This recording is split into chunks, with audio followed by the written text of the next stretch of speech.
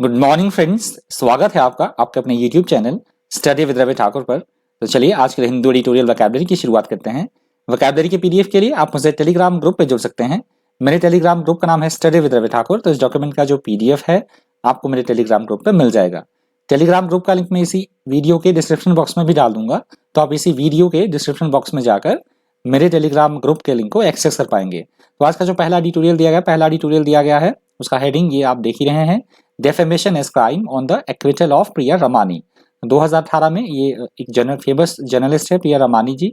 इन्होंने जो उस समय के केंद्रीय मंत्री रहे एमजे अकबर के खिलाफ यौन उत्पीड़न का जो मामला है, यौन उत्पीड़न के गंभीर आरोप लगाए थे एमजे अकबर के ऊपर, जिसके कारण कि उन्हें तत्काल उस समय इस्तीफा देना पड़ा था अपने केंद्रीय मंत्री के पद से एमजे अकबर को।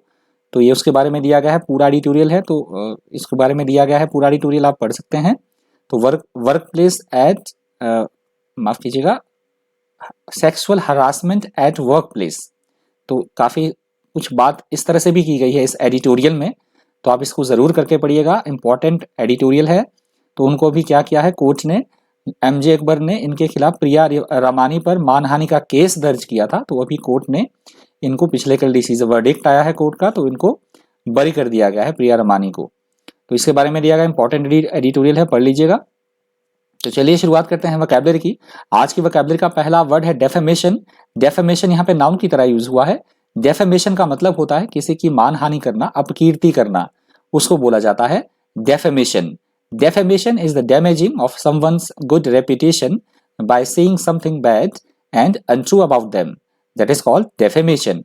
Next word है acquittal. Acquittal यहाँ पे नाउन की तरह यूज हुआ है। Acquittal का मतलब होता है किसी की दोष से मुक्ति हो जाना, रिहाई हो जाना, या हम बोल सकते हैं बरी करने की प्रक्रिया, उसको बोला जाता है acquittal. Acquittal is a formal declaration in a court of law that someone who has been accused of a crime is innocent. That is called acquittal. Next word है prosecution. Prosecution यहाँ पे नाउन की तरह use हुआ है। Prosecution का मतलब होता है किसी तरह का मुकदमा चलाना, कोर्ट में अभियोग चलाना, उसे बोला जाता है prosecution.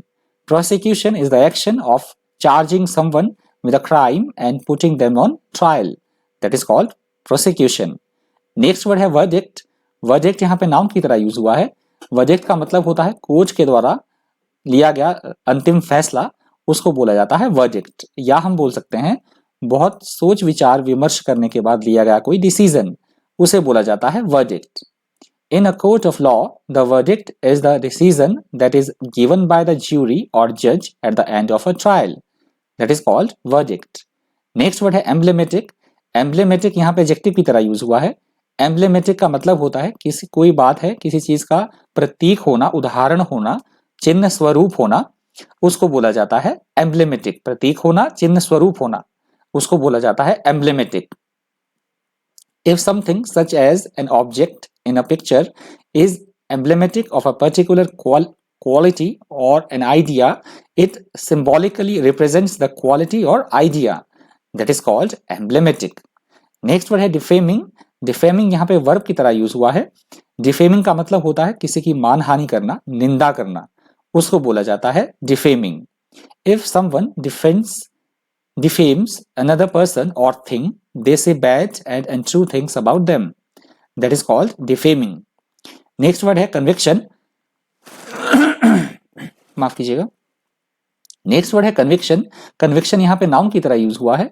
कन्विक्शन का मतलब होता है कोर्ट के द्वारा अपराधी ठहराया जाना, या हम बोल सकते हैं दोष सिद्धि हो जाना, उसे बोला जाता है इंग्लिश में conviction. If someone has a conviction they have been found guilty of a crime in a court of law, that is called conviction. Next word है डिजास्टर्स। डिजास्टर्स यहाँ पे एडजेक्टिव की तरह यूज हुआ है। डिजास्टर्स का मतलब होता है कोई भी स्थिति जो बहुत विनाशकारी हो, विनाशपूर्ण हो, उसे बोला जाता है disasters. A disasters event has extremely bad consequences and effects, that is called disasters. Next word है कॉन्सिक्वेंसेस। देखिए कॉन्सिक्वेंसेस यहाँ भी यूज हुआ सेंटेंस में। कॉन्सिक्वेंसेस का मतलब होता है किसी भी काम का परिणाम, नतीजा, या फिर उसकी इंपॉर्टेंस होना, उसको बोला जाता है कॉन्सिक्वेंसेस। समथिंग दैट हैपन्स और follows as a result of something else, that is called consequences. Next word है रेवलेशन। रेवलेशन यहाँ पे नाउन की तरह यूज हुआ है। रेवलेशन का मतलब होता है कोई सीक्रेट है उसका प्रकटीकरण हो जाना, वो सीक्रेट है वो सबके सामने उजागर हो जाना, प्रकट हो जाना, उसको बोला जाता है revelation. Revelation is a surprising और interesting fact that is made known to people, that is called revelation. Next word है स्ट्रेन्यूअसली। स्ट्रेन्यूअसली यहाँ पे वर्ब की तरह यूज हुआ है। स्ट्रेन्यूअसली का मतलब होता है कोई भी बात बड़ी फर्मली तरीके से रखना, दृढ़तापूर्वक, उत्साहपूर्वक रखना, उसको बोला जाता है स्ट्रेन्यूअसली। दृढ़तापूर्वक, उत्साहपूर्वक होना, that is called strenuously. In a strenuous manner, strongly और vigorously, that is called strenuously. Next word है रिसेप्टिव। रिसेप्टिव यहाँ पे एडजेक्टिव की तरह यूज हुआ है। रिसेप्टिव का मतलब होता है प्राप्त करना, ग्रहण करना कोई चीज, उसको बोला जाता है receptive. Someone who is receptive to new ideas और suggestions is prepared to consider them or accept them, that is called receptive. Next word है ग्रीवेंस। ग्रीवेंस यहाँ पे नाउन की तरह यूज हुआ है। ग्रीवेंस का मतलब होता है हमारे साथ कोई गलत चीज हो रही है उसकी शिकायत, अपनी व्यथा सुनाना, अपने कष्ट को बताना, उसको बोला जाता है grievance. If you have a grievance about something that has happened और been done, you believe that it was unfair, that is called grievance. Next word है डिस्टेंट। डिस्टेंट यहाँ पे एडजेक्टिव की तरह यूज हुआ है।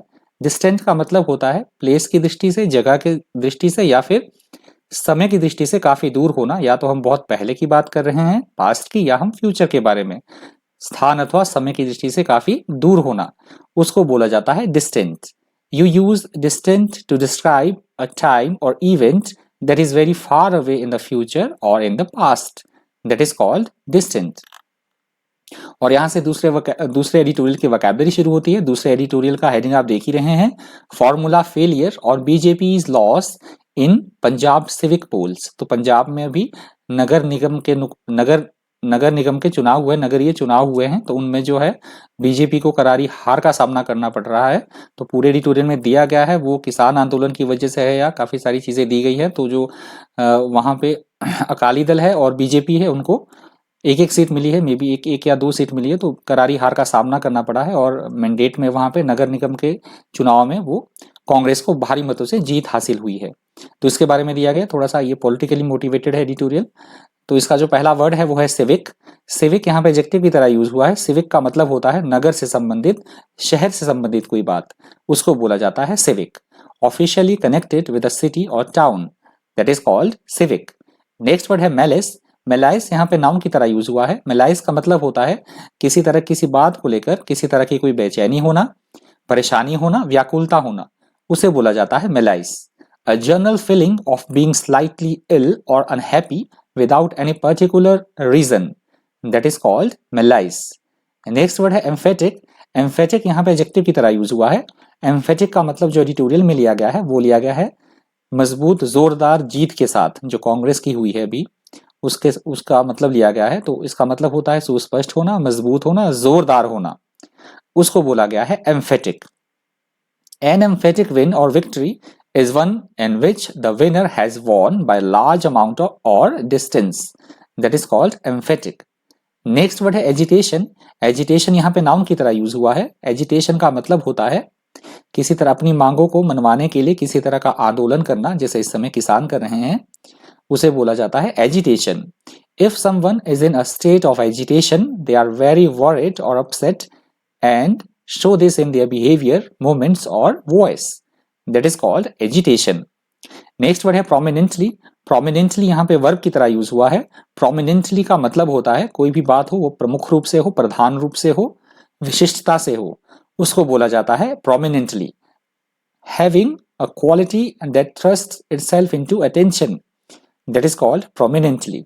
एक इससे वर्ड में और आपको बता देता हूं, प्रोमिनेंट। प्रोमिनेंट से आप याद रख सकते हैं इस वर्ड को। प्रोमिनेंट ऐसे पर्सन होते हैं जो कि बहुत फेमस होते हैं, बहुत विख्यात होते हैं, उनको बोला जाता है प्रोमिनेंट पर्सन। और उसी से ये वर्ड आप याद रख सकते हैं, प्रोमिनेंटली, प्रमुख रूप से, विशिष्टता से। नेक्स्ट वर्ड है कन्वेसिंग। कन्वेसिंग यहाँ पे वर्ब की तरह यूज हुआ है। कन्वेसिंग यहाँ पे वर्ब की तरह यूज हुआ है। कन्वेसिंग का मतलब होता है चुनाव में, इलेक्शन में किसी विशेष दल या किसी विशेष उम्मीदवार जो हमारा प्रत्याशी होता है उसके समर्थन के लिए उसका समर्थन करना, उसके समर्थन में जनता से वोट की अपील करना, उसको बोला जाता है convincing.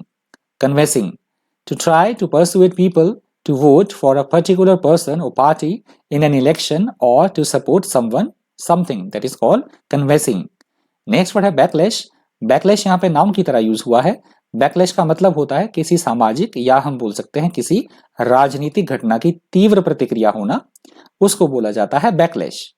A backlash against a tendency or recent development in society or politics is a sudden, strong reaction against it. That is called backlash. Next word है डिसेंट। डिसेंट यहाँ पे नाउन की तरह यूज हुआ है। डिसेंट का मतलब होता है किसी बात को लेकर मतभेद होना, असहमति होना, उसको बोला जाता है dissent. If you dissent you express disagreement with a decision और opinion, especially one that is supported by most people or by people in authority. That is called dissent. Next word है एंड्योरेंस। एंड्योरेंस यहाँ पे noun की तरह use हुआ है। Endurance का मतलब होता है हमने बहुत डिफिकल्टीज फेस की हैं, उस समय सहन शक्ति बनाए रखना, बहुत कड़वे कड़वे अनुभव हमने सहन किए हैं, देखे हैं, एक्सपीरियंस किए हैं, तो उस समय बुरे वक्त में भी सहनशील बने रहना, सहन शक्ति बनाए रखना, उसको बोला जाता है endurance. Endurance is the ability to continue with an unpleasant or difficult situation, experience or activity over a long period of time. That is called endurance. और आज की द हिंदू एडिटोरियल वोकैबुलरी का अंतिम शब्द है वेट्यूपुरेटिव। वेट्यूपुरेटिव यहाँ पे एडजेक्टिव की तरह यूज हुआ है। वेट्यूपुरेटिव का मतलब होता है किसी का तिरस्कार करना, किसी को बुरा भला कहना, कटु आलोचना करना, किसी की कड़वे शब्दों का प्रयोग करना किसी के लिए, उसको बोला जाता है वेट्यूपुरेटिव। Vituperative remarks are full of hate, anger और insults. ये इंपॉर्टेंट वर्ड है, याद रख लीजिएगा, तो उसको बोला जाता है vituperative। तो ये vituperative वर्ड आज की द हिंदू एडिटोरियल वोकैबुलरी का अंतिम शब्द था। यदि आपको वीडियो हेल्पफुल लगा हो, इन्फॉर्मेटिव लगा हो, तो प्लीज वीडियो को लाइक कर दीजिएगा, ज्यादा से ज्यादा अगर हो सके तो प्लीज वीडियो को शेयर भी कर दीजिएगा। और अगर आप मेरे चैनल पर पहली बार विजिट कर रहे हैं तो चैनल को सब्सक्राइब करना और साथ में वीडियो की नोटिफिकेशन आपको टाइम टू टाइम मिलती रहे, इसके लिए बेल आइकन प्रेस करना बिल्कुल भी मत भूलिएगा। तो आज की द हिंदू एडिटोरियल वोकैबुलरी में इतना ही। इसी तरह के इन्फॉर्मेटिव वीडियोस के लिए बने रहिए चैनल पर। Thank you, thanks for watching.